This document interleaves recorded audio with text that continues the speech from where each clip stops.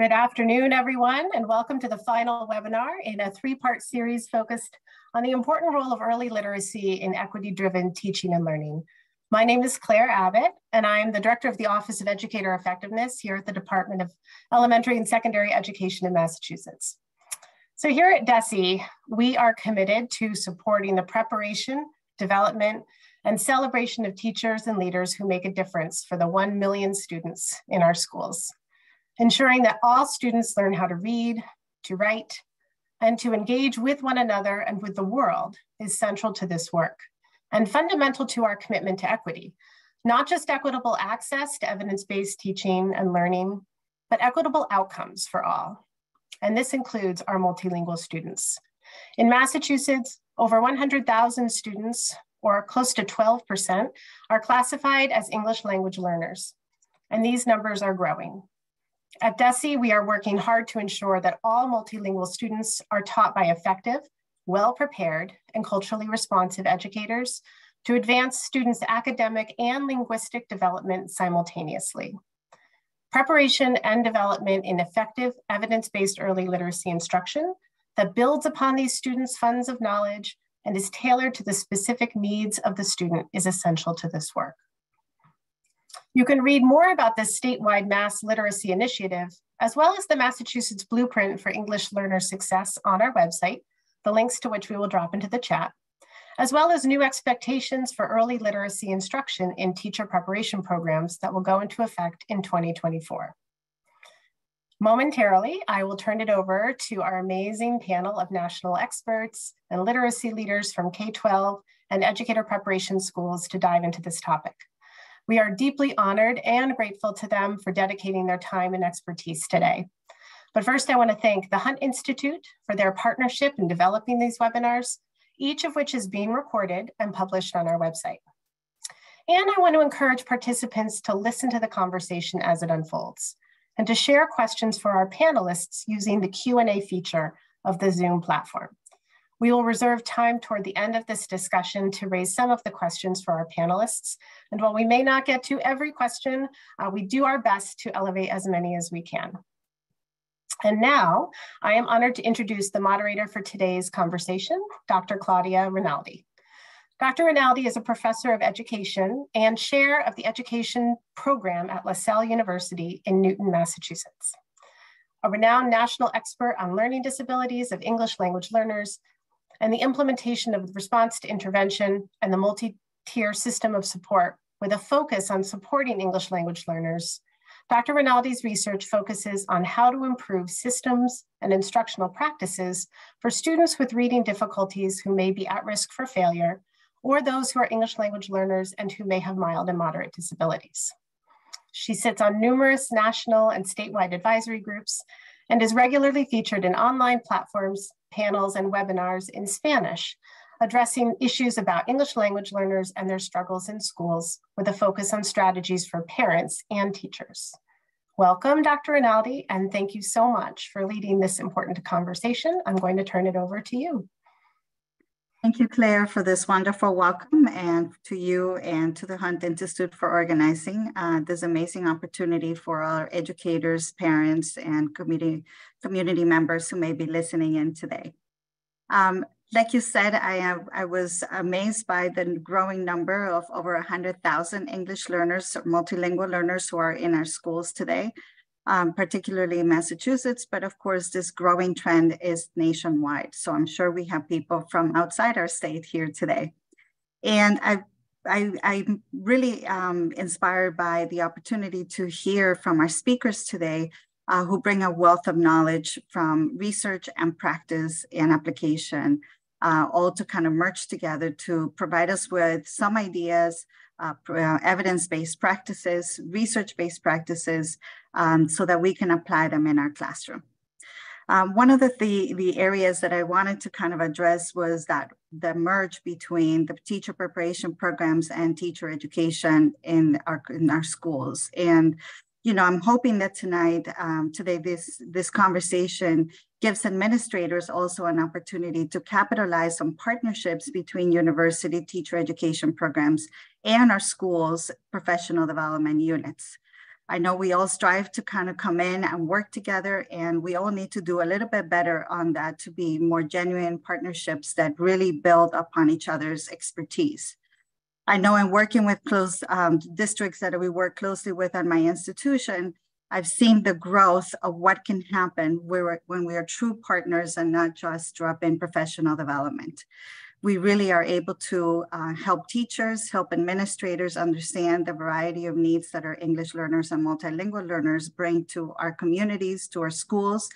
And we are able to plan for them for the long term, which is really something that I feel we need. I began my career in education as a 5th grader coming in from Bogota, Colombia in South America. So I was an English learner myself. And so this area is really close to my heart. And it brought up a responsibility when I finished my teacher preparation program myself in Miami, Florida. It made me realize that we have to do better for all our kids and we have to pass it forward to them. So with that, I'd love to introduce our 3 speakers today. Dr. Claude Goldenberg.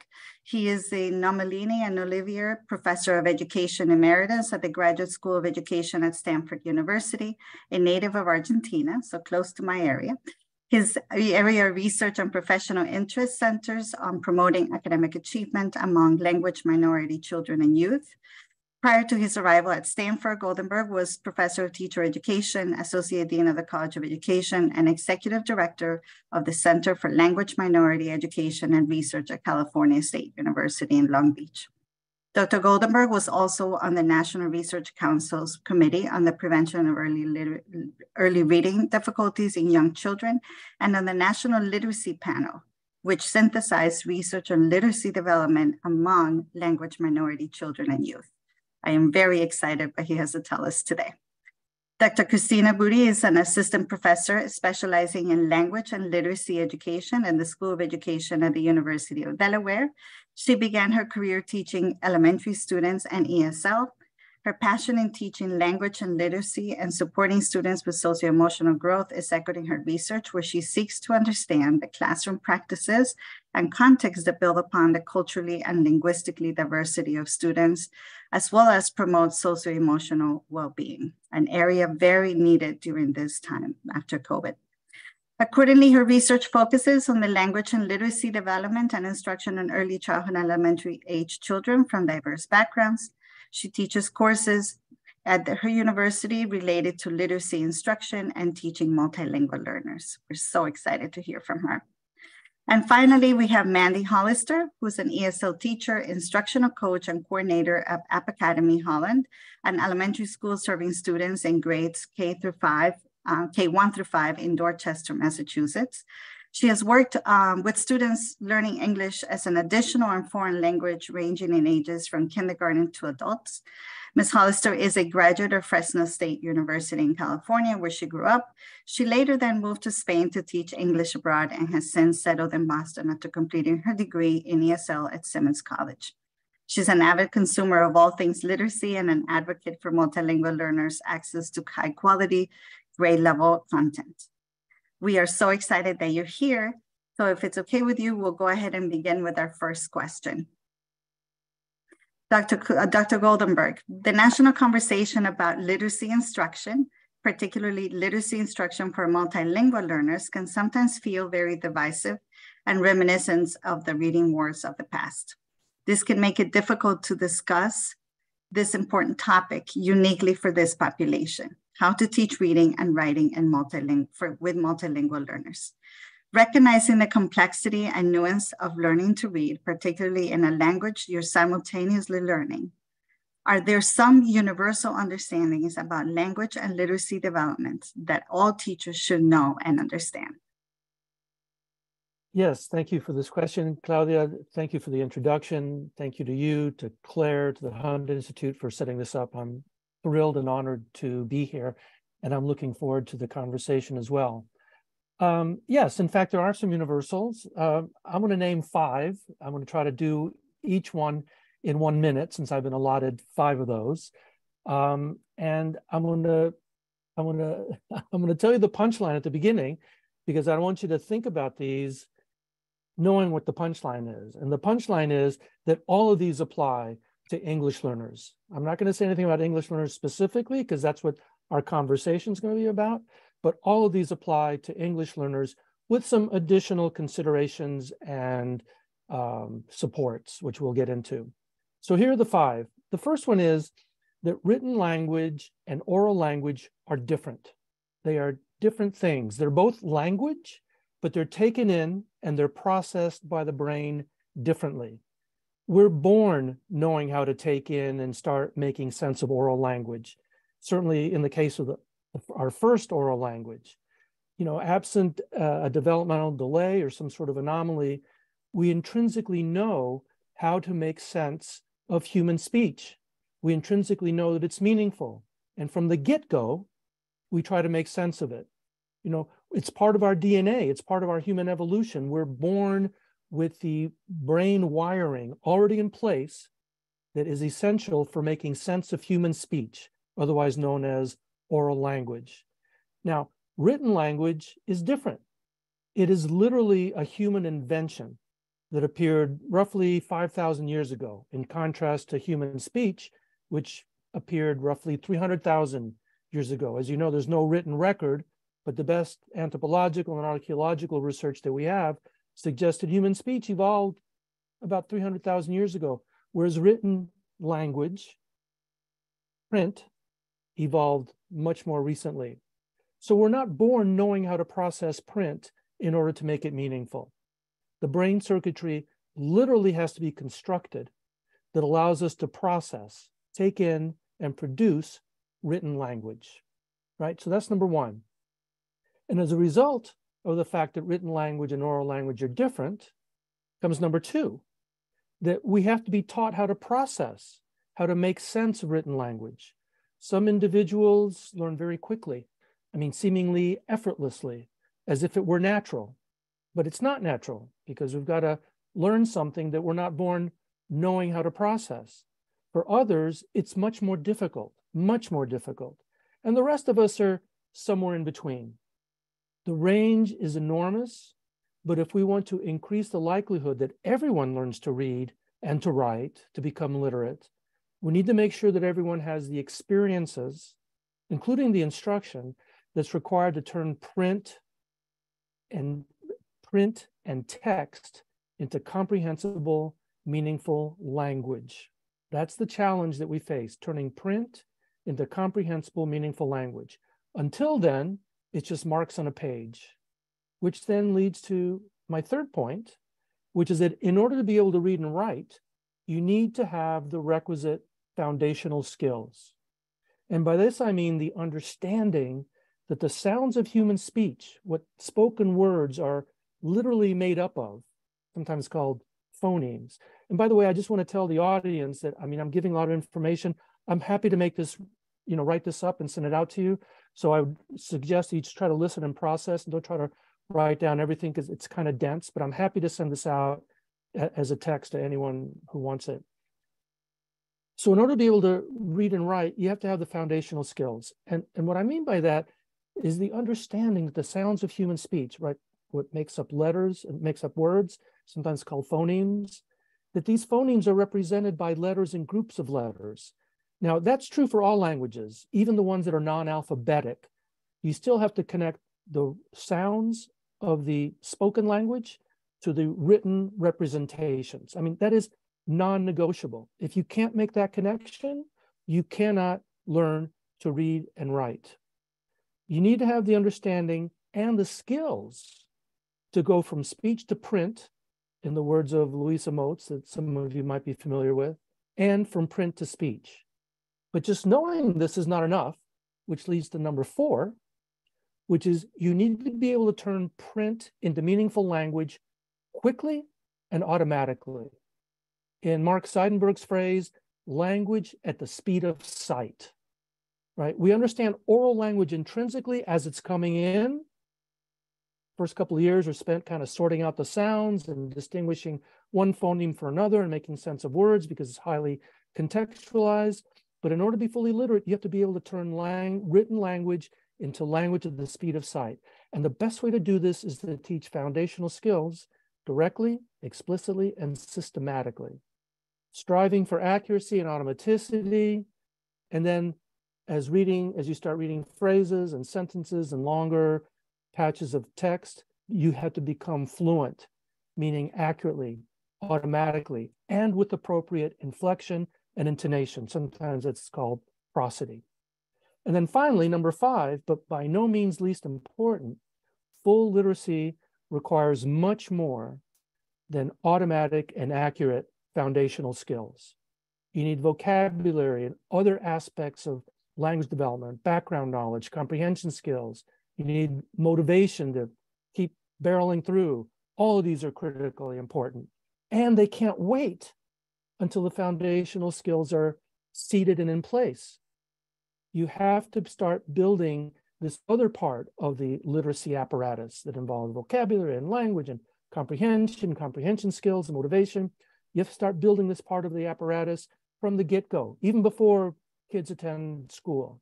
Read alouds, content lessons, conversations, field trips, if you're lucky. If not, at least media and other kind of direct experiences. But they have to be primarily oral or visual, because until individuals have enough literacy skills, their language and background knowledge and vocabulary and so forth can't benefit from reading it themselves.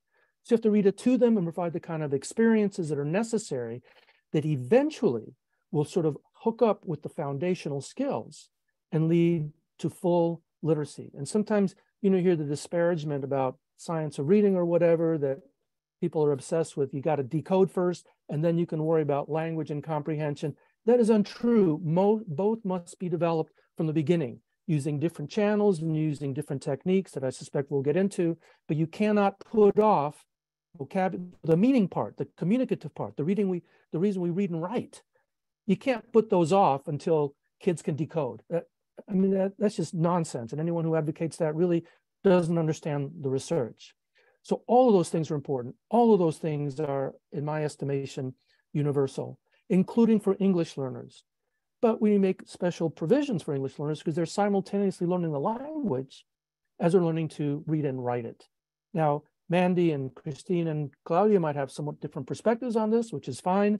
I'm looking forward to hearing their thoughts about it and engaging in some good conversation. So thank you again for having this great episode. Thank you, Dr. Goldenberg. That was so on key, research-based and evidence-based, right?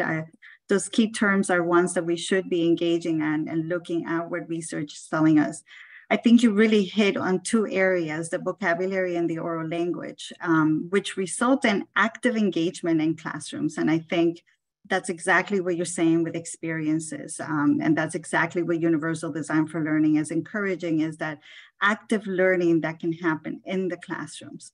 So thinking about this is, how do we prepare our teachers that are going to be our pre-service teachers that are going to be going out to our classrooms, and our in-service teachers? So I'll move my question to Dr. Christina Abudi. Every multilingual learner deserves the same opportunities as their monolingual English speakers peers to engage in high quality curriculum and grade level content. Can you elevate some of the instructional practices or micro practices and strategies that had the greatest impact on students? And what do pre-service teachers need to learn in relation to those practices? Thank you, Claudia, for the question. And thanks, Desi and the Hunt Institute for inviting me to speak today. So to prepare for this panel, I wanted to think deeply but concisely about what does the research say, and a lot of what Claude just discussed, and what we know to be effective instruction for multilingual learners in the early and elementary grades. And there's so much to share, but for the next 5 minutes, I wanted to narrow it down to my top 4 instructional practices. So what is going to give you the biggest bang for your buck, so to speak, when it comes to educating your multilingual learners? My first practice is that teachers can leverage the curriculum that they have, or high quality instructional materials that they're required to use, that we know are not necessarily designed to support multilingual learners to facilitate those foundational literacy skills that Claude talked about. But we can use those materials while addressing specific academic and linguistic needs of our multilingual learners. So for example, we know that phonological awareness and word level decoding are important for all of our students.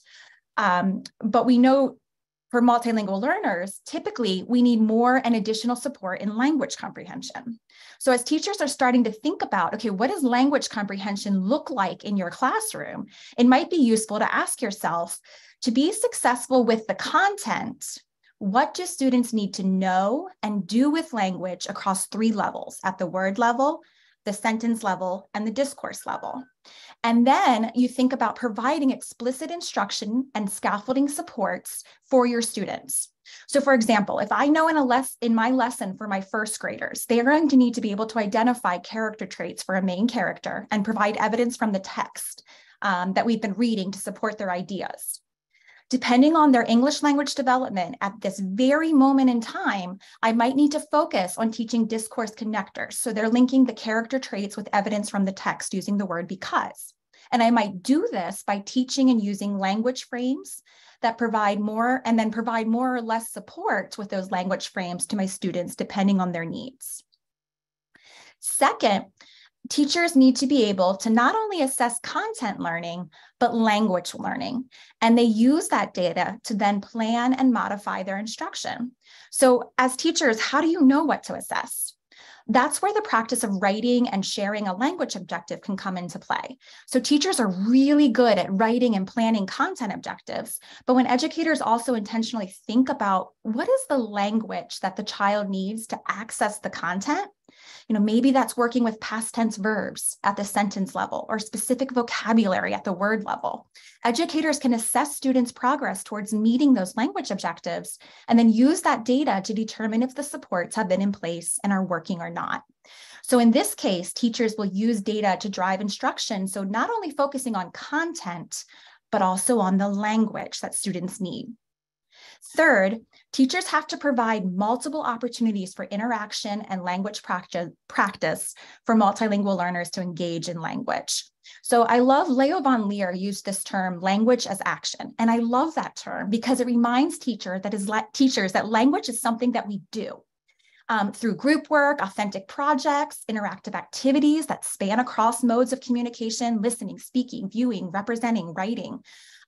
So it might include simply asking students to turn and talk and practice speaking their thoughts and ideas in a very low stakes situation before sharing with the whole class, which can feel more intimidating sometimes.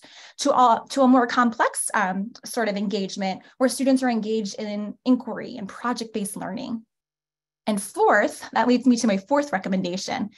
Teachers can intentionally structure the learning environment to support language learning, which includes recognizing the child or the student as a whole person, not just an English learner. So that means nurturing students' bilingualism and biculturalism. And teachers have to learn about their students and then bring those learnings or findings into the classroom. So this might look like asking students to share their language and culture, inviting family members in to record, or inviting family members to record themselves reading a book in the home language, singing a song, putting it in the listening center for all students to access, or even letting students present their work, sharing projects in English, the home language, or a combination of both, letting students share their expertise. And additionally, I've been looking a lot at cross-linguistic transfer and how students, and how teachers can leverage what a student knows in the home language. And opportunities for interaction using the home language can be as simple as a think, pair, share. It could be an activity that you base on students' individualized needs and their ELP level. And the more you allow students to engage authentically speaking with their peers using their home language or a combination of the home language and English, the more students can gain confidence and build proficiency in both languages and the grade level content as well. And then just to wrap up, thinking about the second half of your question, Claudia, what do we need to do for pre-service teachers? How can we support pre-service teachers?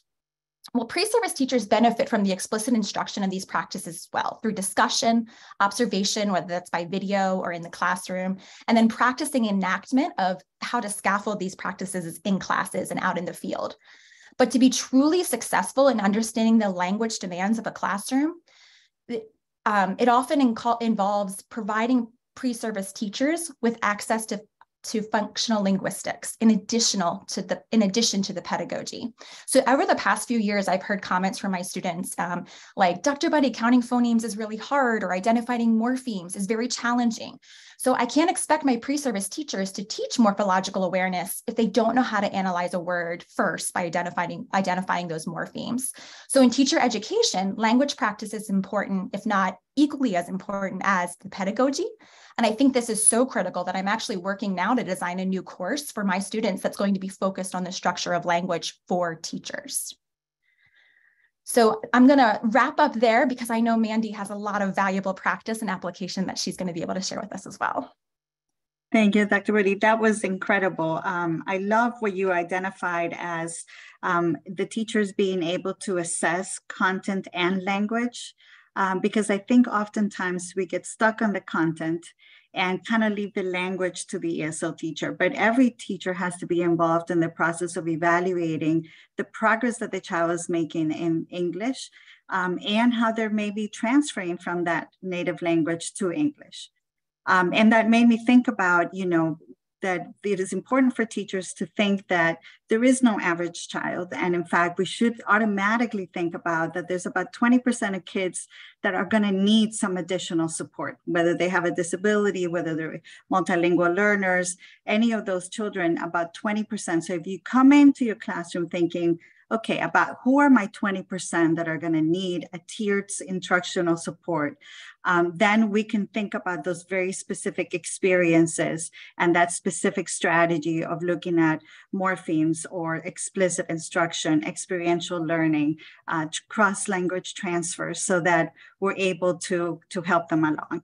And I also love your point on translanguaging, the cross-linguistic transfer of languages, and engaging them at home, because I think oftentimes we also hear, teachers telling parents, please speak to them in English. And actually that delays our students in learning English. But what it keeps them from growing is exactly what Dr. Goldenberg and you said, which is vocabulary, experiences. Experiences build vocabulary, which builds more vocabulary in any language. And then the transfer back to English is very rich. So thank you for those points. I'll move my next question to Ms. Hollister. Often people hear, and we heard from Dr. Goldenberg, systemic, explicit, and direct instruction, and picture rigid, unengaging lessons focused on remote memorization. What have you learned in your time in the classroom about engaging and joyful instruction of fundamental literacy skills for multilingual learners that you wish you had known on day one as a teacher? Thank you, Claudia. So this is kind of a tricky topic and a touchy subject for a lot of people, this idea that literacy instruction has to be joyful for our students, or that all of our students are actually going to end up learning to love reading. If you want to hear more about that, panelists know just did an amazing podcast on Melissa and Lori Love Literacy, where she does talk about that. But for me, what I found to be the most important thing in my foundational literacy instruction is the engagement of the students with the teacher doing the least amount of work and the students doing the most work. We like to talk about this in my school as having the most at-bats with the skill that we're targeting.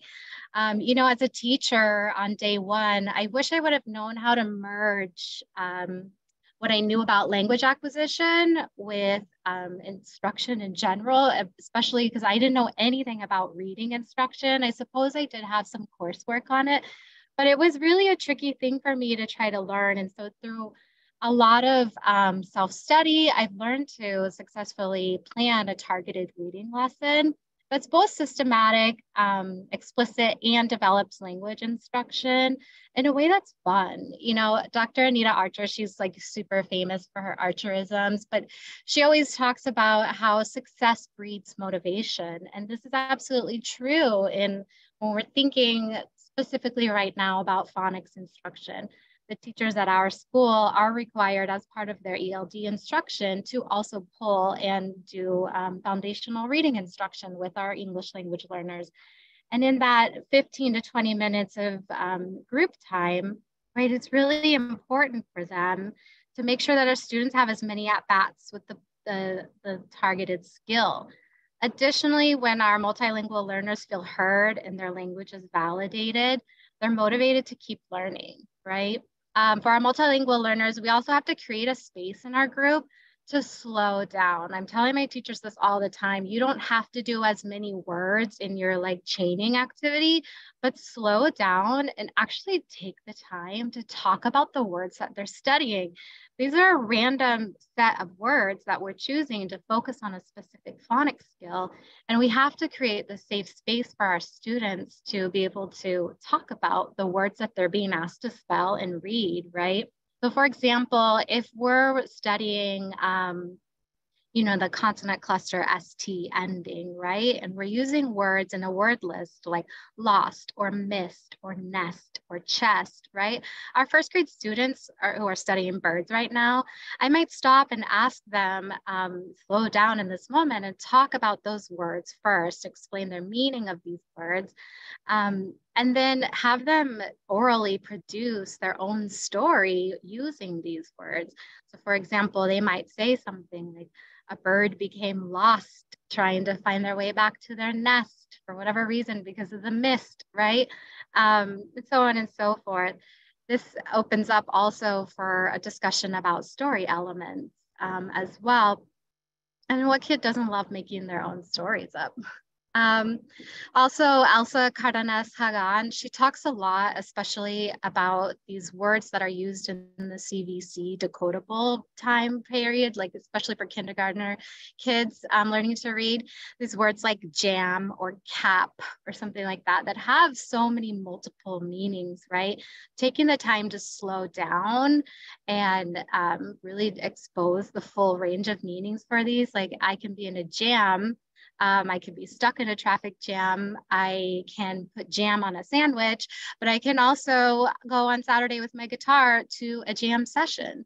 So in my coaching and in my own practice, I'm constantly pushing my teachers to connect the meaning of the words that they are targeting in their skills.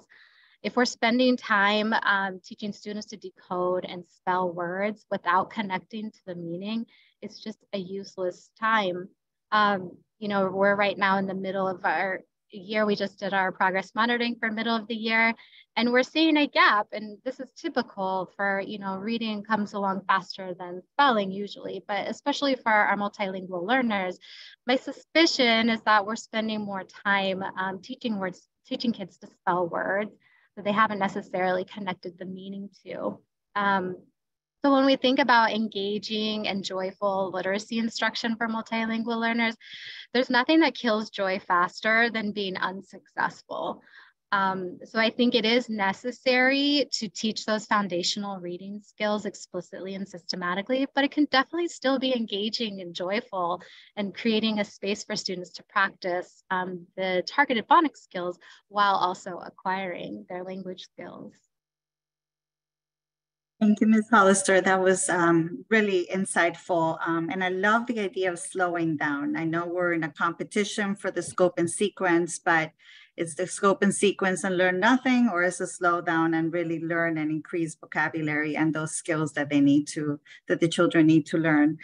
I also think you highlighted on something unique, which is when you slow down, you could build relationship around the student and the content. So relationship building, getting to really know them, understand where they came from, know how they're using their first language to mediate the learning and the second language. It's only doable if we are slowing down and building relationship. Another aspect that it made me think about was, exactly what Dr. Goldenberg talked about in the beginning, which the 5 areas of literacy are critical, but oral language is the 6th one. And we don't talk enough about that in general education, about, 6th area of literacy instruction is oral language development. And that oral language development is what helps us to learn language. That's how you learn as a baby to communicate. So, using that in our classrooms through that relationship building and slowing down to deal with the vocabulary and apply it is an excellent strategy that you helped us to think through as teachers are thinking about today, or as our pre-service educators and thinking about on how to build in their lesson plans and in their practicum. So thank you for that, Ms. Hollister. I'm gonna move on to our next questions. The next two questions will be open to any of you, so please feel free to jump in. And the first question really deals with, many multilingual students in the Commonwealth being taught in what we call SEI, or Sheltered English Immersion classrooms, where the instruction is in English with ESL supports, but the general education teacher is supposed to be applying strategies to shelter the English. How can educators in these classrooms leverage the linguistic and cultural assets of multilingual learners to enhance early literacy instruction? How can educator preparation programs prepare teacher candidates to do the same, to teach literacy to the linguistically diverse population of students that they're going to have in their classrooms? So I'm wondering if any of you have any thoughts. Can I nominate Christina to take the lead on here? Sorry, I don't mean to put you on the spot, but I think you've already addressed some of it in your comments, and maybe you could elaborate a bit now. Sure. Yeah.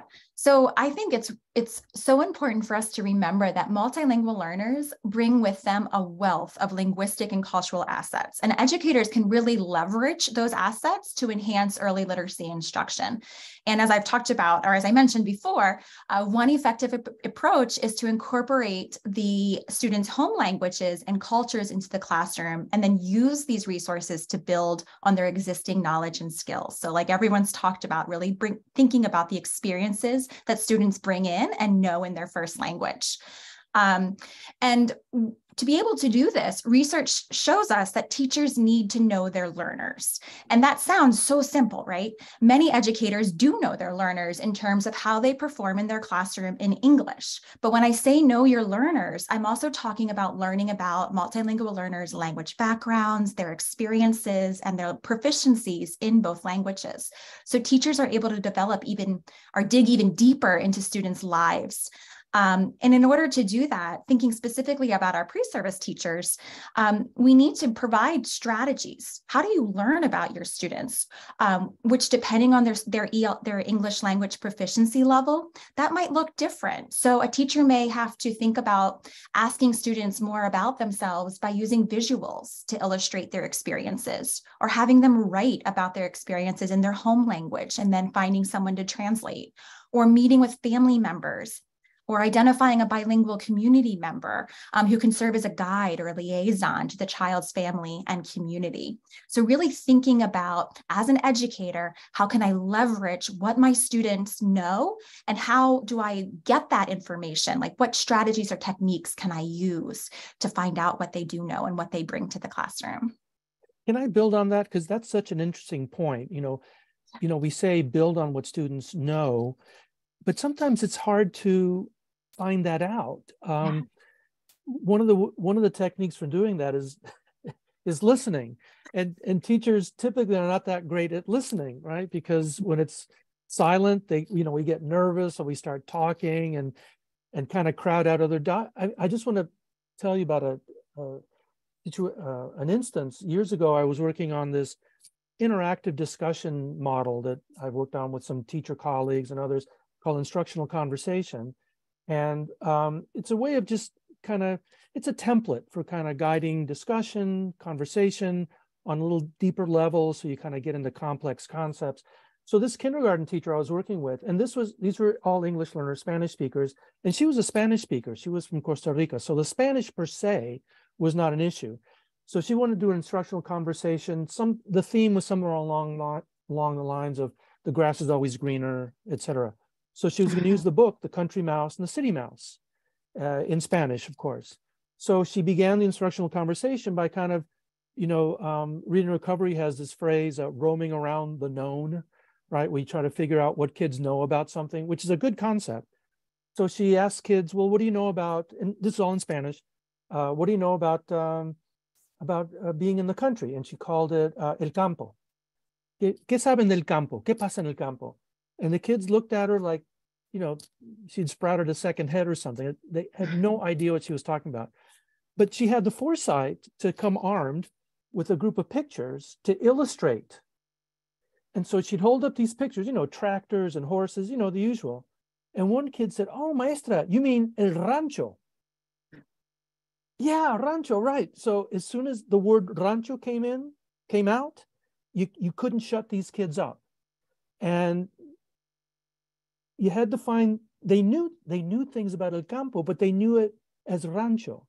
So you had to really work at trying to figure out what they knew that you could draw out and build upon. And then she, had a very successful conversation. But even if you know the language, it can still be hard to kind of figure out what kids know that's relevant to whatever you want to move them on to next. And I always think of that as a classic example of you got to work at it. I would just add, I co-sign everything Dr. Buddy and Dr. Goldenberg have mentioned, but just this idea that we're in Massachusetts, we are a WIDA state. And at the beginning of the year, we get our class list. I'm not a homeroom teacher, but I have the ESL teacher hand out, a list of who their English learners are in their classroom.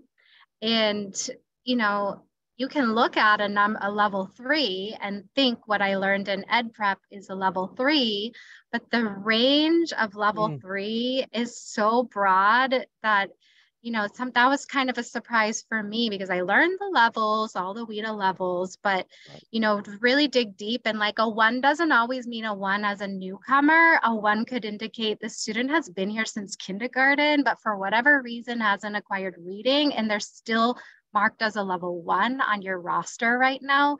So this plays back into, Claudia, what you were saying about really getting to know your students. I think in prep programs, it's essential to, hand out the WIDA level descriptors and talk about what those ranges mean, but also, that you could get a level 3 who is a true, newcomer, has been here for 1 or 2 years and has now reached a level 3, a typical level 3 level, or there's the level 3 long-term English learners who have been in our schools for several years and are still having trouble exiting on the access test. So that's my 2 cents for that piece or that question.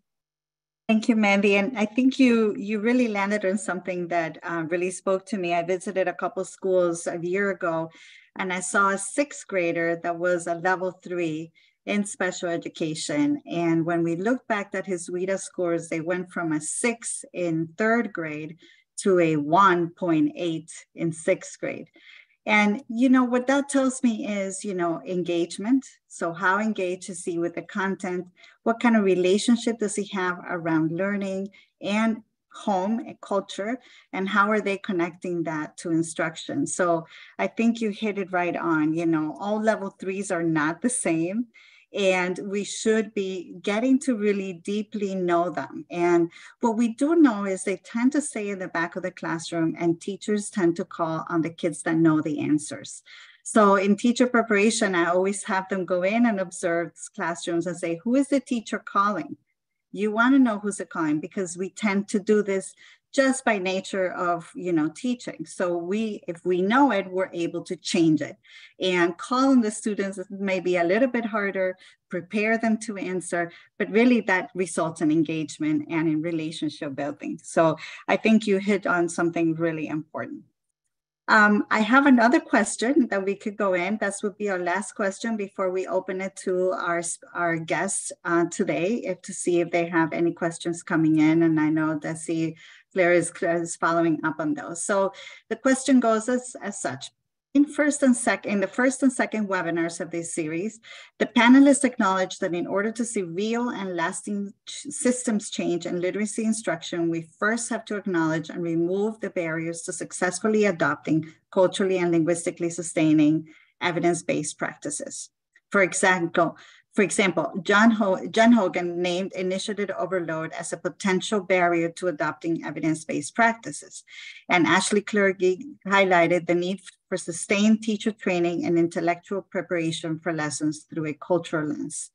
What are some specific barriers we need to remove in order to ensure effective literacy instruction for multilingual learners from today's conversation?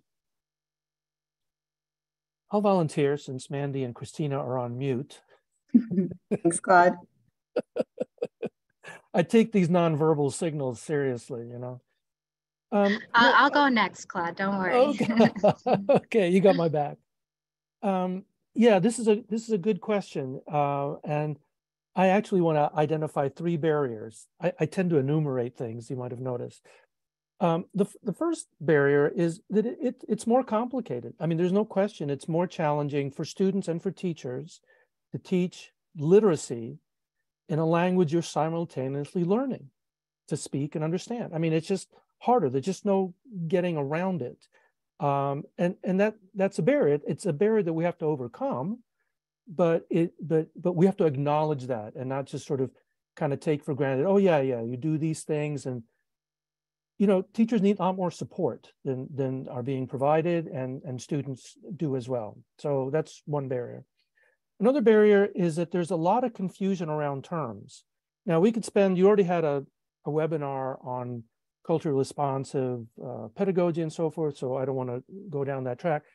But culturally responsive pedagogy is actually, I think, something far more complicated, in some ways more problematic than people realize. Personally, no one's asked me, but I'm going to tell you anyway. I think a better term than culturally responsive is responsive to the lived experience of the individual, because we tend to think of culture in rather superficial terms, quinceañeras, soccer instead of baseball.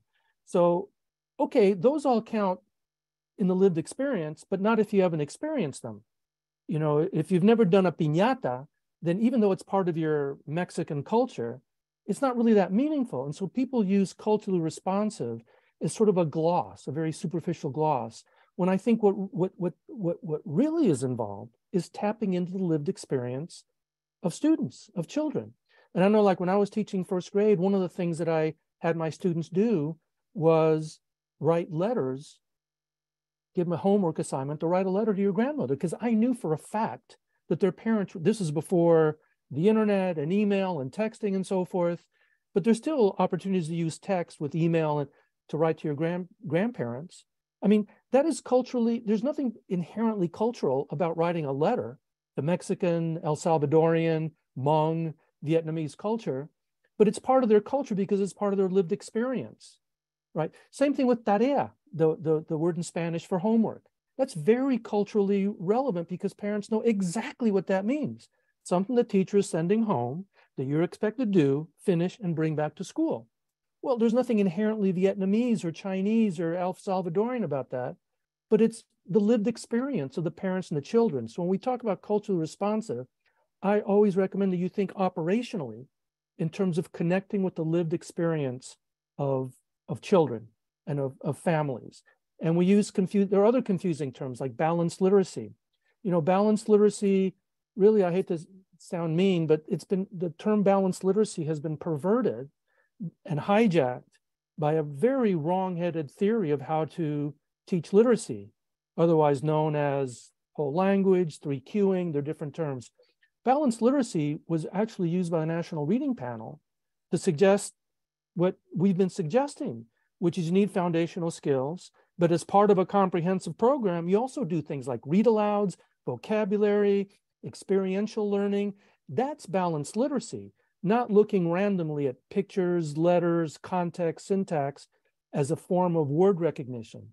The notion of 3Qing and balanced literacy as a way of word recognition is a terrible idea.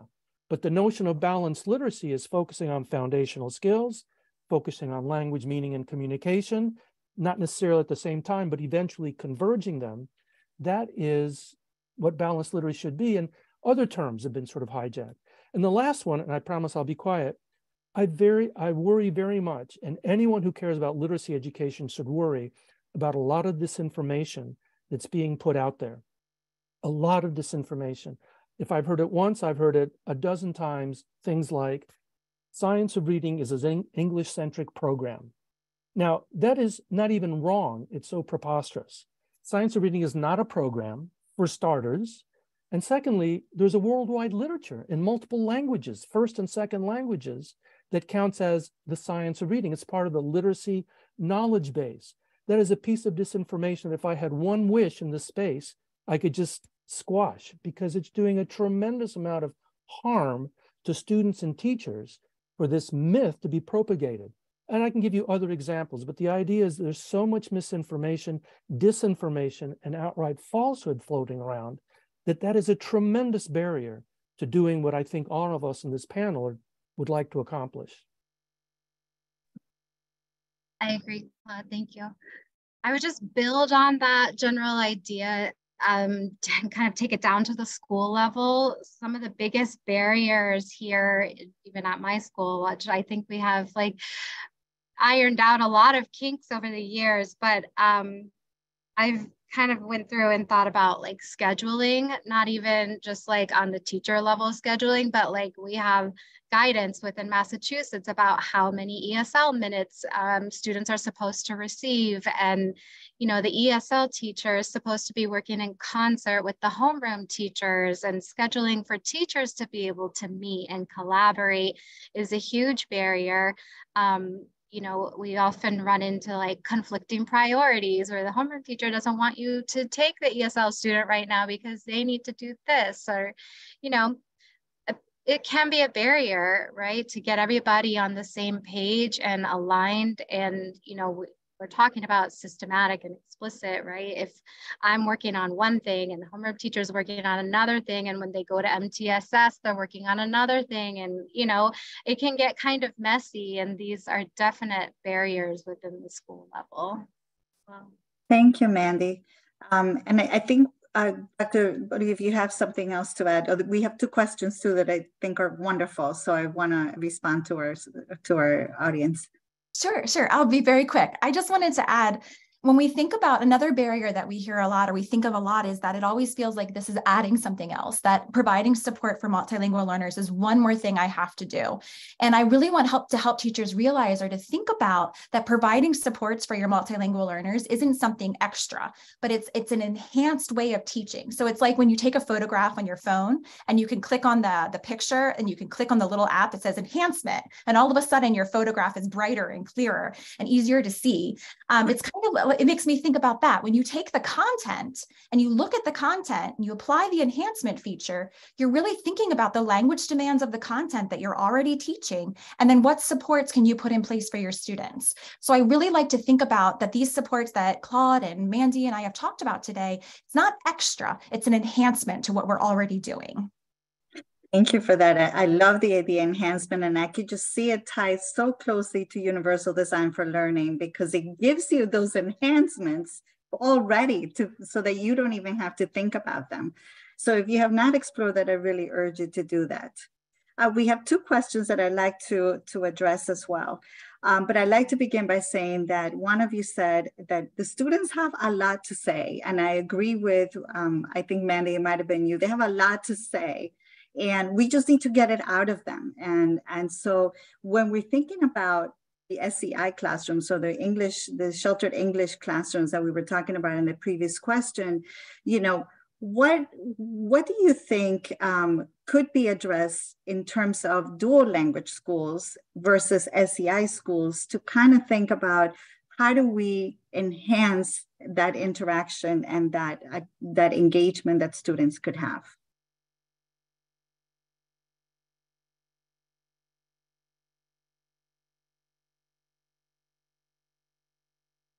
I can start us off if that's okay. Yeah, that'd be great. I think one of the things that I would really like to think about when it comes to dual language schools, and I know this can be a little bit harder for bilingual teachers sometimes to think about or to implement, is that using the entire linguistic repertoire of students in language classes, whether they're in their Spanish time or in their English time, really thinking about the fluidity of the languages, I think is so important. And when we separate or we take away the time that students have to interact in both languages together, I really think it's a disservice to our students in dual language programs, that although they are learning two languages, I still want to encourage teachers to provide time for those languages to be able to be used in a classroom by the student's choice.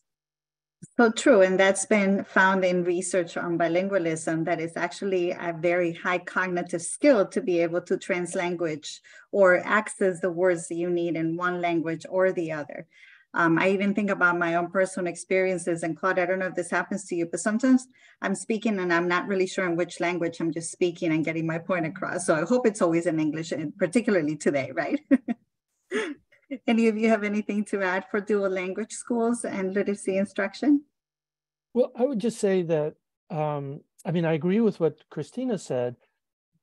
At the same time, I think we have to acknowledge that it is more challenging to set up a good dual language bilingual education program school. I mean, I'm completely in favor of it. In fact, if I had my druthers, if I could, wave my magic wand, we would make becoming bilingual one of the just like we assume kids have to become literate and numerate and know social studies and science. I mean, being bilingual should be part of sort of the basic education that everyone receives for all sorts of reasons, financial, economic, intellectual, cultural, you name it. But it is more challenging. It requires personnel, infrastructure, populations. It requires a number of things that need to be in place. And very often they're not in place, or it's literally impossible. We have schools, I'm sure you all know this, in Massachusetts, and not just in Massachusetts. There are schools with multiple non-English languages. You can't set up multiple bilingual programs. Well, maybe 3 at the most. And even that is a stretch. But there are schools with, a dozen different languages. So you got to, make some choices. And sometimes it's just simply not practical. Sometimes it's politically impossible to set up dual language schools. So there's lots of barriers there. But if possible to set up dual language schools and promote bilingualism rather than bilingual education being kind of like a compensatory program to use to transition until you know enough English and so forth, which is typically the way it's done. We should use the assets that kids bring of multiple languages and build on those to promote bilingualism for the entire populace. So I would be totally in favor of doing that, but don't underestimate the challenge of really doing that well. Yeah, I was very lucky to have my children go through a dual language school in Boston a few years ago. And, they did an incredible job. And they are still to this day bilingual and biliterate. I'm probably more biliterate because I came here when I was in 3rd grade and got no more Spanish instruction. So, but they could be so powerful for other experiences too, which I think tend to happen more in the dual language schools. And that is that experiential, Claude, that you were talking about. I don't dance Latin music, but they used to have dancing opportunities, in the school, and they had piñatas, and they had, kind of like the more traditional kind of Latin experiences that typically been here for 30 years. I kind of lost that, but the school gave us that experience back. And I think that's one of the areas of experiential instruction that we don't think it's in the classroom, that actually adds to, how the students and the families feel engaged. So don't give up. It is hard. It is hiring the teachers, looking for teacher preparation that prepares dual language teachers. It's hard because I don't know, very, very, very few programs that provide how to teach Spanish literacy or how to teach Portuguese literacy. But we do know is that it is much easier to teach Spanish and it is much easier to teach Portuguese, but we don't know about the many other languages, 90 some that are around, to be able to do that. So I think it takes a champion in each school to want to do that. Agreed. We have one last question. Claire, we're like at 3:58. I was supposed to give you back. Can we ask it? Okay, Dr. Buddy, this one's for you. It says, Dr. Buddy, you mentioned that a teacher can adapt high quality materials to meet the needs of multilingual learners. Can you talk about how educators might be able to analyze cultural materials in order to skillfully adapt the materials in the classroom? I thought that was a fabulous question. Yeah. So when you think about analyzing the cultural materials, what I really like to do is think about, or what I even encourage my pre-service teachers to do, is think about what is the ultimate goal? So what is the essential learning in that lesson? What do you want students to learn? What's the non-negotiable? And then really think about what is the language that students are going to need to be able to meet that essential learning or that non-negotiable goal. And in order to do that, again, when I referred back to thinking like you could think at the word level, the sentence level, or bigger at the discourse level, and then providing support for students at the level that they need at that moment. So I really think it's about analyzing the language demands. You kind of have to put on your language detective hat and look and see what potential challenges might arise for my students with this content based on the experiences that they're already bringing, the languages that they know, what's already been taught, and where I want them to go. Anyone have anything to add? No, I think I'm on board with what Christina said. Thank you, all of you, for participating today. I'm going to turn it over to Claire. I want to leave everybody with the idea that we can do this and that we could do it well for our students, and, you know, to not forget experiential learning, oral language development, and the power that peers have to teach each other English in a different way that the teacher is. So thank you again, Claire. I'll turn it back to you.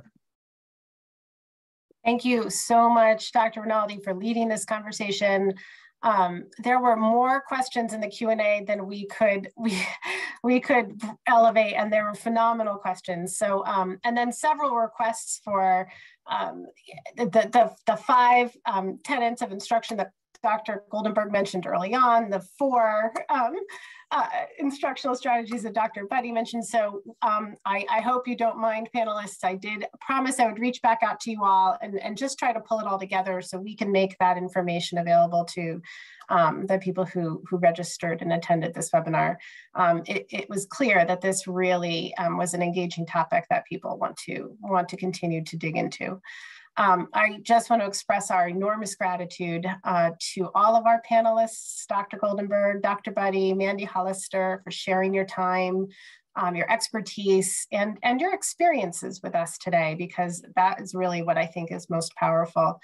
And I think it's a conversation that we all agree is going to continue as we all collectively work to make sure that teachers have the skills, the knowledge, and the resources they need to support the growing population of multilingual learners here in the Commonwealth. So with that, this concludes our 3-part webinar series on equity and early literacy. A link to our webpage will be placed in the chat, where you'll be able to find links to recordings from all 3 webinars going forward. And we're just so grateful and appreciative to the interest in this series, and look forward to continuing this work in partnership with all of the educators and organizations throughout the state. So thank you again, everyone, for joining us. I hope everyone has a wonderful afternoon.